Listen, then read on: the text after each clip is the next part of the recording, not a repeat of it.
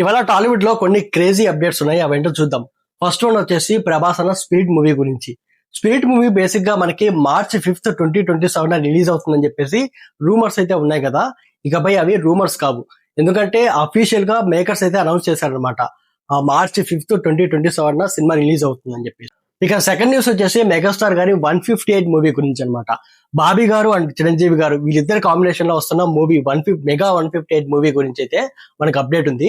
Basic గా ఈ movie almost ఒక 40 days అయితే స్కెడ్యూల్ చేశారంట. అండ్ ఫస్ట్ హాఫ్ అయితే అయిపోయిందంట ఆల్మోస్ట్.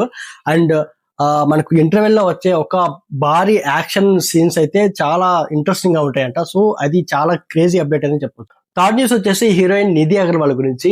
బేసిక్ గా ఈమె అప్పట్లో ఈ బెట్టింగ్ యాప్స్ అయితే ప్రమోషన్ చేసింది కదా. సో దానికి సంబంధించి ఈడీ అయితే ఈ రోజు క్వశ్చన్స్ అడిగినట్టు తెలుస్తుంది హైదరాబాద్ లో. సో ఇవి ఈ రోజు టాలీవుడ్ ఉన్న హాట్ న్యూస్ అనమాట. సో ఇలాంటి సినిమా కంటెంట్ కోసం please like and subscribe to my channel. Thank you.